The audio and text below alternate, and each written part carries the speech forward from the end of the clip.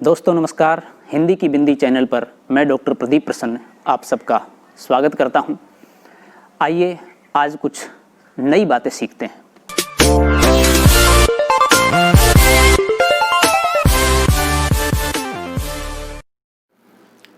विद्यार्थियों, आज की वीडियो में बना रहे हैं रीतिकाल का इतिहास पार्ट 12। रीतिकाल के सिलसिलेवार इतिहास की ये लास्ट वीडियो है। आज रीतिकाल उस तरह से पूरा हो जाएगा। फिर हमने जैसा बताया था आपको कि रीतिकाल के 3 प्रमुख अंगों को लेकर उनकी 3 धारा जो हैं, रीतिमुक्त, रीतिबद्ध, रीतिसिद्ध, इनकी बहुत संक्षिप्त वीडियो और ख़ासतौर से ट्रिक कि कवियों को कैसे याद करें और कौन कौन से उनके प्रमुख कवि, इनको लेकर के हम बनाएंगे, जो बहुत छोटी छोटी वीडियो होगी, जो आपके लिए बहुत ज़्यादा अधिक लाभदायक होगी। इन वीडियो के माध्यम से आप रीतिकाल के इतिहास को 1 से लेकर 12 तक पूरा रीतिकाल का इतिहास, उसकी पृष्ठभूमि, उसकी भौगोलिक, सामाजिक, सांस्कृतिक, साहित्यिक, राजनीतिक, आर्थिक सारी समझ जाएंगे। एक कवि की रचनाएं, उनकी रचनाएं ऐसी क्यों बनी, उसका जन्म और अवसान काल सभी आप समझ गए। लेकिन विशिष्ट रूप से कवि की रचनाओं को लेकर के और कवियों को लेकर के जो खास तौर से अक्सर कई बार वस्तुनिष्ठ प्रश्न पूछे जाते हैं, उनका समाधान करने के लिए वीडियो बनाएंगे हम वो वाली। तो आइए शुरू करते हैं आज की वीडियो। अगले कवि हैं ललक दास। बेनी कवि के भंडोवा से ये लखनऊ के कोई कंठीधारी महंत जान पड़ते हैं, जो अपनी शिष्य मंडली के साथ इधर उधर फिरा करते थे। अतः संवत 1860 और 1880 के बीच इनका वर्तमान रहना अनुमान किया जा सकता है। इन्होंने सत्योपाख्यान नामक एक बड़ा वर्णनात्मक ग्रंथ लिखा है, जिसमें रामचंद्र के जन्म से लेकर विवाह तक की कथा बड़े विस्तार के साथ वर्णित है। इस ग्रंथ का उद्देश्य कौशल के साथ कथा चलाने का नहीं, बल्कि जन्म की बधाई, बाल लीला, होली, जल क्रीड़ा, झूला, विवाहोत्सव आदि का बड़े ब्यौरे और विस्तार के साथ वर्णन करने का है। जो उद्देश्य महाराज रघुराज सिंह के राम स्वयंवर का है, वही इसका भी समझिए। पर इसमें सादगी है और यह केवल 2 चौपाइयों में लिखा गया है। वर्णन करने में ललक दास जी ने भाषा के कवियों के भाव को इकट्ठे ही किए हैं, संस्कृत कवियों के भाव भी कहीं कहीं रखे हैं। रचना अच्छी जान पड़ती है। कुछ चौपाइयाँ देखिए। धारी निज अंक राम को माता, दंत कुंद मुक्ता समसोहे, किसलय सधार आधार छवि छाजई, सुंदर चिबुक नासिका सोहे, काम चाप सम भ्रकुटी बिराजई, यही विधि सकल राम के अंगा। देखिए, उस समय क्या है कि राम और कृष्ण, ये 2 विशिष्ट व्यक्तियों के व्यक्तित्व को लेकर के कविताएं बहुतायत में लिखी जा रही थी। क्योंकि प्रचलन में यही था, इसका कारण ये था। अगले कवि हैं खुमान। ये बंदीजन थे और चरखारी बुंदेलखंड के महाराज विक्रम शाही के यहाँ रहते थे। इनके बनाए इन ग्रंथों का पता है अमर प्रकाश संवत 1836, अष्टयाम संवत 1852, लक्षण शतक 1855, हनुमान नक्षिक, हनुमान पंचक, हनुमान पचीसी, नीति विधान समर या सार, युद्ध यात्रा के मुहूर्त आदि का विस्तार, नृसिंह चरित्र, नृसिंह पचीसी। इस सूची के अनुसार इनका कविता काल संवत 1830 से 1880 तक माना जा सकता है। लक्षण शतक में लक्ष्मण और मेघनाथ का युद्ध बड़े फड़कते हुए शब्दों में कहा गया है। खुमान कविता में अपना उपनाम मान रखते थे। नीचे एक कविता दिया जाता है। आयो इंद्रजीत दस कंधा को, निबंध बंधा बालो राम बंधु सो प्रबंध कीरवान को, कोहे अंशुमाल कोहे काल विकराल, मेरे सामू भय ने रहे मान मेहसान को, तू तो सुकुमार यार लखन कुमार, मेरी मार बेसुमार को सहेस घमा शान को, वीर ने चितई रन मंडल रितई काल, कहर बितय हैं जितई मगवान को। अगले कवि हैं नवल सिंह कायस्थ। ये झांसी के रहने वाले थे और समथर नरेश राजा हिंदुपति की सेवा में रहते थे। इन्होंने बहुत से ग्रंथों की रचना की है, जो भिन्न भिन्न विषयों पर और भिन्न भिन्न शैली के हैं। ये अच्छे चित्रकार भी थे। इनका झुकाव भक्ति और ज्ञान की ओर विशेष था। इनके लिखे ग्रंथों के नाम ये हैं: रास पंचाधाई, रामचंद्र विलास, शंका मोचन, जोहरिन तरंग, रसिक रंजनी, विज्ञान भास्कर, ब्रज दीपिका, शुक रंभा संवाद, नाम, चिंतामणि, मूल, भारत, भारत सावित्री, भारत कवितावली, भाषा सप्तशती, कवि जीवन, आल्हा, रामायण, रुक्मणी मंगल, मूल ढोला, सरस लावनी, अध्यात्म रामायण, रूपक रामायण, नारी प्रकरण, सीता स्वयंवर, राम विवाहखंड, भारत वार्तिक, रामायण सुमिरन, पूर्व श्रृंगार खंड, मिथिला खंड, दान लोभ संवाद, जन्म खंड। उक्त पुस्तकों में यद्यपि अधिकांश बहुत छोटी हैं, फिर भी इनकी रचना बहुरूपता का आभास देती है। अर्थात एक विषय को लेकर के ही नहीं, अनेक विषयों को लेकर के इन्होंने कविता लिखी। इनकी पुस्तकें प्रकाशित नहीं हुई हैं, अतः इनकी रचना के संबंध में विस्तृत और निश्चित रूप से कुछ नहीं कहा जा सकता। खोज की रिपोर्टों में उद्धृत उदाहरणों को देखने से रचना इनकी पुष्ट और अभ्यस्त प्रतीत होती है। ब्रज भाषा में कुछ वार्तिक या गद्य भी इन्होंने लिखा है। इनके कुछ पद नीचे दिए जाते हैं। अभव अनादि अनंत अपारा, अमन अप्राण अमर अविकारा, अग अनहि आतम अविनाशी, अगम अगोचर अविरल वासी, अकथनीय अद्वैत अरामा, अमल अशेष अकर्म अकामा। अगले कवि हैं राम सहायदास। ये चौबेपुर जिला बनारस के रहने वाले लाला भवानी दास कायस्थ के पुत्र थे और काशी नरेश महाराज उदित नारायण सिंह के आश्रय में रहते थे। बिहारी सतसई के अनुकरण पर इन्होंने राम सतसई बनाई। बिहारी के अनुकरण पर बनी हुई पुस्तकों में इसी को प्रसिद्धि प्राप्त हुई। इसके बहुत से दोहे सरस उद्भावना में बिहारी के दोहों के पास तक पहुँचते हैं, पर यह कहना कि ये दोहे बिहारी के दोहों में मिलाए जा सकते हैं, रसज्ञता और भावुकता से ही पुरानी दुश्मनी निकालना ही नहीं, बिहारी को भी कुछ नीचे गिराने का प्रयत्न समझा जाएगा। बिहारी में क्या क्या मुख्य विशेषताएं हैं, यह उनके प्रसंगों से दिखाया जा चुका है। जहाँ तक शब्दों की कारीगरी और वाग वैदिग्ध से संबंध है, वहीं तक अनुकरण करने का प्रयत्न किया गया है और सफलता भी हुई है। पर हावों का वह सुंदर व्यंजना, विधान चेष्टाओं का वह मनोहर चित्रण, भाषा का वह सौष्ठव, संचारियों की वह सुंदर व्यंजना इस सतसई में कहाँ। क्योंकि जैसा बिहारी का अपना एक अलग मौलिक लेखन था, वैसा अन्य का नहीं है, लेकिन उससे काफ़ी प्रभावित होकर मिलती जुलती रचनाएं देखी जा सकती हैं। नकल ऊपरी बातों की हो सकती है, हृदय की नहीं। पर हृदय पहचानने के लिए हृदय चाहिए, चेहरे पर की दो आँखों से ही काम नहीं चल सकता। इस बड़े भारी भेद के होते हुए भी राम सतसई श्रृंगार रस का उत्तम ग्रंथ है। इस सतसई के अतिरिक्त इन्होंने 3 पुस्तकें और लिखी हैं, वाणीभूषण, वृत्त तरंगणी और कघरा। वाणीभूषण अलंकार का ग्रंथ है और वृत्त तरंगणी पिंगल का, कघरा जायसी की अखरावट के ढंग की छोटी सी पुस्तक है और शायद सबसे पिछली रचना है, क्योंकि इसमें धर्म और नीति के उपदेश हैं। राम सहाय का कविता काल संवत 1760 से 1880 तक माना जा सकता है। नीचे सतसई के कुछ दोहे उद्धृत किए जाते हैं।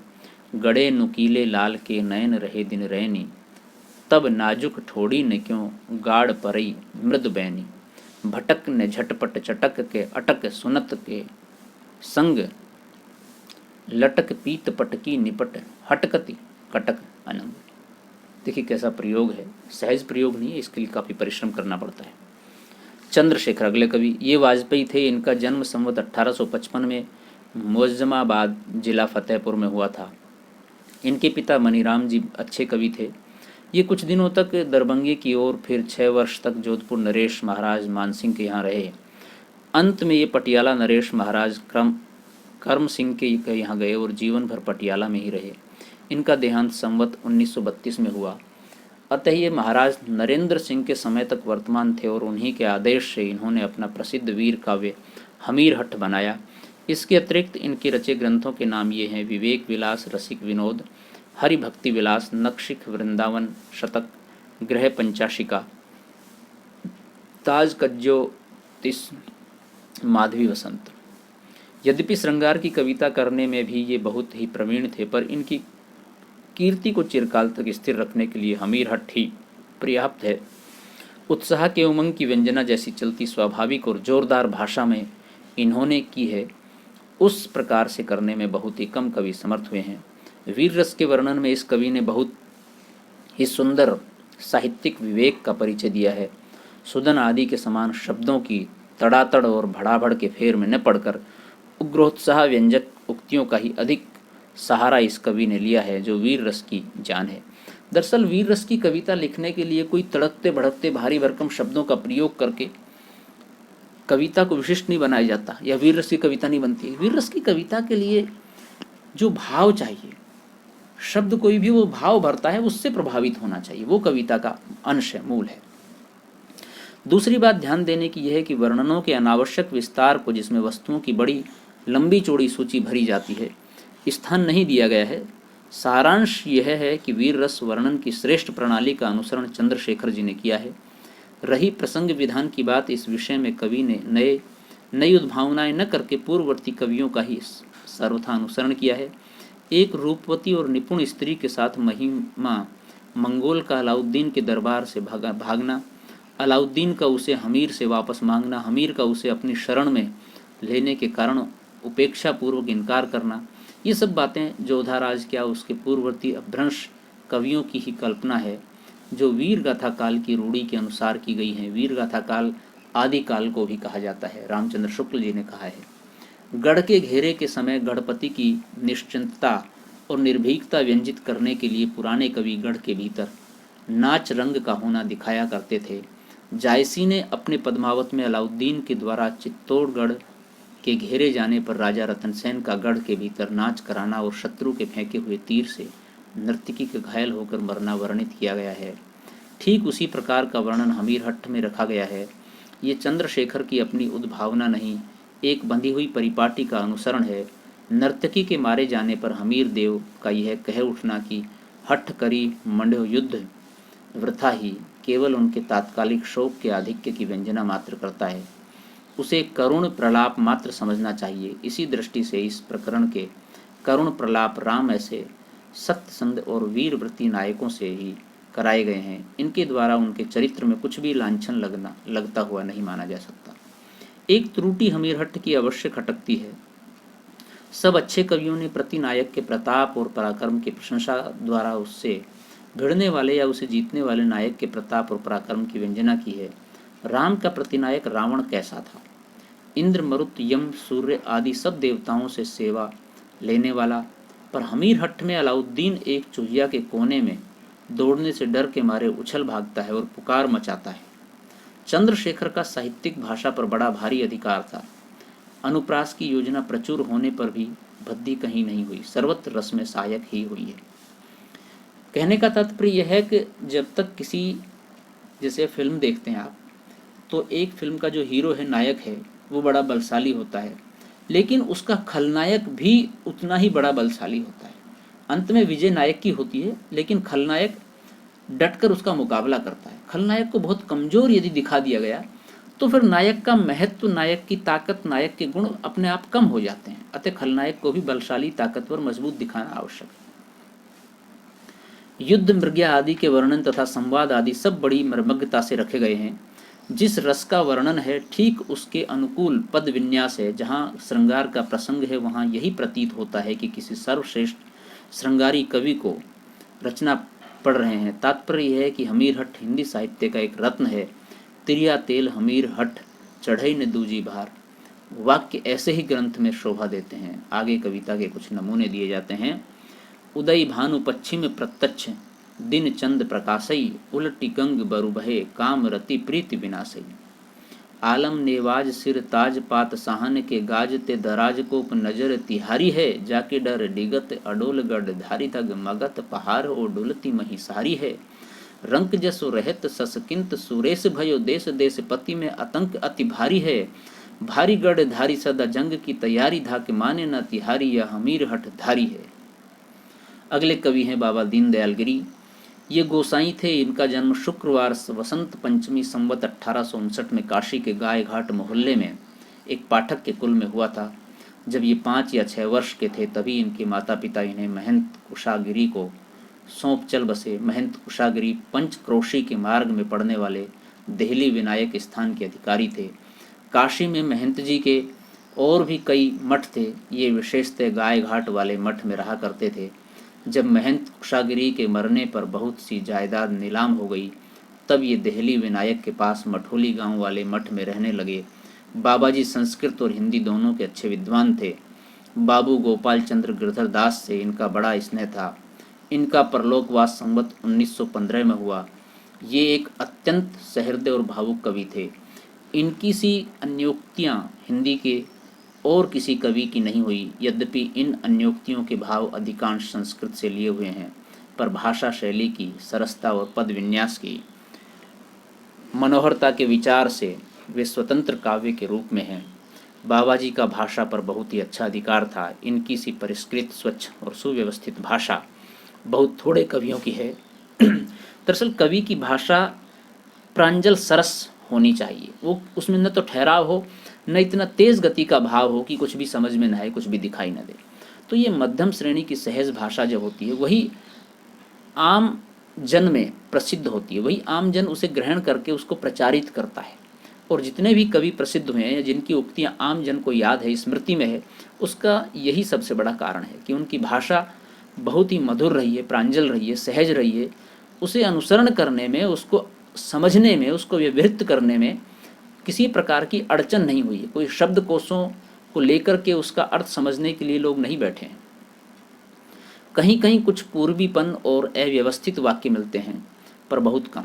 इसी से इनकी अन्योक्तियाँ इतनी मर्म स्पर्शनीय हुई हैं। इनका अन्योक्ति कल्पद्रुम हिंदी साहित्य में एक अनमोल वस्तु है। अन्योक्ति के क्षेत्र में कवि की मार्मिकता और सौंदर्य भावना के स्फुरण का बहुत अच्छा अवकाश रहता है, पर इसमें अच्छे भावुक कवि ही सफल हो सकते हैं। लौकिक विषयों पर तो इन्होंने सरल अन्योक्तियाँ कही ही हैं। अध्यात्म पक्ष में भी दो एक रहस्यमय युक्तियाँ इनकी हैं। बाबा जी का जैसा कोमल व्यंजक पद विन्यास पर अधिकार था, वैसा ही शब्द चमत्कार आदि के विधान पर भी यमक और श्लेषमयी रचना भी इन्होंने बहुत सी की हैं। जिस प्रकार ये अपनी भावुकता हमारे सामने रखते हैं, उसी प्रकार चमत्कार कौशल दिखाने में भी नहीं चूकते हैं। इससे जल्दी नहीं कहते बनता कि इनमें कला पक्ष प्रधान है या हृदय पक्ष, अर्थात दोनों पर ही इनकी अच्छी पकड़ थी, बस प्रस्तुतिकरण इनका अपना सहज था। बड़ी अच्छी बात इनमें यह है कि इन्होंने दोनों को प्राय अलग अलग रखा है। अपनी मार्मिक रचनाओं के भीतर इन्होंने चमत्कार प्रवृत्ति का प्रवेश प्राय नहीं होने दिया है। अन्योक्ति कल्पद्रुम के आदि में कई श्लिष्ट पद आए हैं, पर बीच में बहुत कम। इसी प्रकार अनुराग बाग में भी अधिकांश रचना शब्द व चित्र आदि से मुक्त है। यद्यपि अनुप्रास युक्त सरस कोमल पदावली का बराबर व्यवहार हुआ है, पर जहाँ चमत्कार का प्रधान उद्देश्य रखकर ये बैठे हैं, वहाँ शैलेश, यमक, अंतरलापिका, बहिर्लापिका सब कुछ मौजूद है। सारांश यह है कि ये एक बहुरंगी कवि थे। रचना की विविधता, प्रणालियों पर इनका पूर्ण अधिकार था। इनकी लिखी इतनी पुस्तकों का पता है: अन्योक्ति कल्पद्रुम, अनुराग बाग, वैराग्य दिनेश, विश्वनाथ नवरत्न और दृष्टांत तरंगिणी। इस सूची के अनुसार इनका कविता काल संवत 1879 से 1912 तक माना जा सकता है। अनुराग बाग में श्री कृष्ण की विविध लीलाओं का बड़े ही ललित कवित्वों में वर्णन हुआ है। मालिनी छंद का भी बड़ा मधुर प्रयोग हुआ है। दृष्टांत तरंगिणी में नीति संबंधी दोहे हैं। विश्वनाथ नवरत्न शिव की स्तुति है। वैराग्य दिनेश में एक ओर तो ऋतुओं आदि की शोभा का वर्णन है और दूसरी ओर ज्ञान वैराग्य आदि का। इनकी कविता के कुछ नमूने दिए जाते हैं। के तो सोम कला करो, करो सुधा को दान, नहीं चंद्रमणि सो द्रव्य, यह तो तेलिया पखान। यह तेलिया पखान बड़ी कठिनाई जाकी टूटी, जाके शीस बीस बहुबा की टाकी, बरनई दीन दयाल चंद तुम्ही चित चेतो, पूर्ण कोमल होई कलाजो कीजे के तो। बहुत सुंदर कुंडली है। अगले कवि हैं पजनेस। ये पन्ना के रहने वाले थे। इनका कुछ विशेष वृत्तांत प्राप्त नहीं। कविता काल इनका संवत 1900 के आसपास माना जा सकता है। कोई पुस्तक तो इनकी नहीं मिलती, पर इनकी बहुत सी फुटकल कविता संग्रहित ग्रंथों में मिलती है और लोगों के मुंह से सुनी जाती है। इनका स्थान ब्रजभाषा के प्रसिद्ध कवियों से है। ठाकुर शिव सिंह जी ने मधुर प्रिया और नक्शिख नाम की इनकी 2 पुस्तकों का उल्लेख किया है, पर वे मिलती नहीं। भारत जीवन प्रेस से इनकी फुटकल कविताओं का एक संग्रह पजनेस प्रकाश के नाम से प्रकाशित किया है, जिसमें 127 कवित सवैया हैं। इनकी कविताओं को देखने से पता चलता है कि ये फारसी भी जानते थे। एक सवैया में इन्होंने फारसी के शब्द और वाक्य भरे हैं। इनकी रचना श्रृंगार रस की ही है, पर उसमें कठोर वर्णों जैसे कि टे ठे डे का व्यवहार यत्र तत्र बराबर मिलता है। ये प्रतिकूल वर्णन की प्रवाह कम करते थे, पर इसका तात्पर्य यह नहीं कि कोमल अनुप्रास युक्त ललित भाषा का व्यवहार इनमें नहीं है। पद विन्यास इनका अच्छा है। इनके फुटकल कवित अधिकतर अंग वर्णन के मिलते हैं, जिससे अनुमान होता है कि इन्होंने कोई नक्शिक लिखा होगा। शब्द चमत्कार पर इनका ध्यान विशेष रहता था, जिससे कहीं कहीं कुछ भद्दापन आ जाता था। कुछ नमूने देखिए।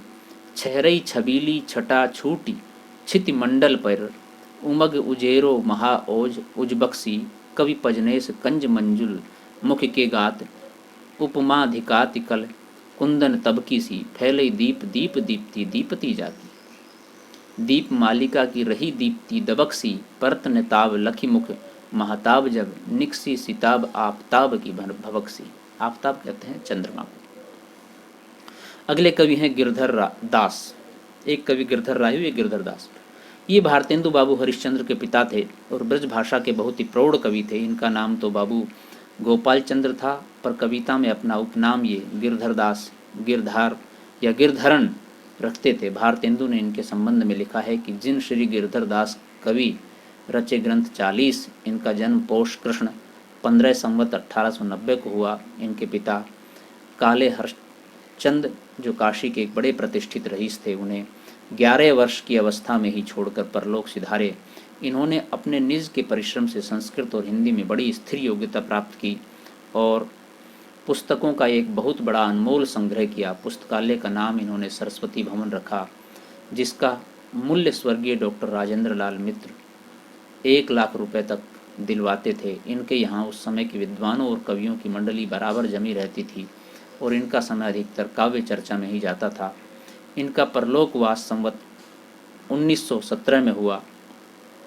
भारतेंदु ने इनके लिखे 40 ग्रंथों का उल्लेख किया है, जिनमें बहुतों का पता नहीं। भारतेंदु के दोहित्र हिंदी के उत्कृष्ट लेखक श्रीयुत बाबू ब्रजरतन दास जी हैं, जिन्होंने अपनी देखी हुई इन 18 पुस्तकों के नाम इस प्रकार दिए हैं: जरासंधवध महाकाव्य, भारती भूषण अलंकार, भाषा व्याकरण पिंगल संबंधी, रस रत्नाकर ग्रीष्म वर्णन, मत्स्य कथामृत, वराह कथामृत, नरसिंह कथामृत, वामन कथामृत, परशुराम कथामृत, राम कथामृत, बलराम कथामृत, कृष्णचरित 4701 पदों में, बुद्ध कथामृत, कल्लिक कथामृत, नहुष नाटक, गर्ग संहिता। नहुष नाटक को लेकर के भी अलग तरह से चर्चा है कि ये पहला नाटक माना जाता है, कुछ लोग कहते हैं इसको, लेकिन मूलतः नहीं है। गर्ग संहिता कृष्णचरित के दोहे चौपाइयों में बड़ा ग्रंथ, एकादशी महात्म्य। इनके अतिरिक्त भारतेंदु के एक नोट के आधार पर स्वर्गीय बाबू राधा कृष्ण दास ने इनकी 21 और पुस्तकों का उल्लेख किया है। वाल्मीकि रामायण 7 कांड पद्यानुवाद, छंदारणव नीति, अद्भुत रामायण, लक्ष्मी नक्षिक, वार्ता संस्कृत, ककारादि सहस्त्रनाम, गया यात्रा, गया अष्टक, 12 दल कमल, कीर्तन, संकर्ष नाष्टक, धनुजारित स्तोत्र, गोपाल स्तोत्र, भगवत स्तोत्र, शिव स्तोत्र, श्री राम स्तोत्र, श्री राधा स्तोत्र, रामाष्टक, कालिय कालाष्टक। इन्होंने 2 ढंग की रचनाएं की हैं। गर्ग संहिता आदि भक्ति मार्ग की कथाएं तो सरल और साधारण पदों में कही हैं, पर काव्य कौशल की दृष्टि से जो रचनाएं की हैं, जैसे जरासंध वध, भारती भूषण, रस रत्नाकर, ग्रीष्म वर्णन, ये यमक और अनुप्रास आदि से इतनी लदी हुई हैं कि बहुत स्थलों पर दुरूह हो गई हैं। सबसे अधिक इन्होंने यमक और अनुप्रास का चमत्कार दिखाया है। अनुप्रास और यमक का ऐसा विधान जैसा जरासंध वध में है और कहीं नहीं मिलेगा। जरासंध वध अपूर्ण है, केवल 11 सर्गों तक लिखा गया है, पर अपने ढंग का अनूठा है। जो कविताएं देखी गई हैं उनसे यही धारणा होती है कि इनका झुकाव चमत्कार की ओर अधिक था। रसात्मकता इनकी रचनाओं में वैसी नहीं पाई जाती। दरअसल जब कविता में चमत्कार पैदा करता है कवि, तो कहीं ना कहीं वो कवित्व से, भाव से छूट जाता है। इसलिए कविता बड़ी श्रेष्ठ या जनप्रिय या जन की बात कहने वाली नहीं बन पाती है। कुछ लोगों को प्रभावित करती है, बाकी जन सामान्य में वह प्रचलित नहीं हो पाती है। 28 वर्ष की ही आयु पाकर इतनी अधिक पुस्तकें लिख डालना पद्य रचना का अद्भुत अभ्यास सूचित करता है। इनकी रचना के कुछ नमूने नीचे दिए जाते हैं। ये विशिष्ट बात है भारतेंदु के साथ में भी और उनके पिता के साथ में भी। बहुत अल्प आयु में एक विस्तृत साहित्य और वो भी विशिष्ट साहित्य लिखने का कौशल इनको प्राप्त हुआ।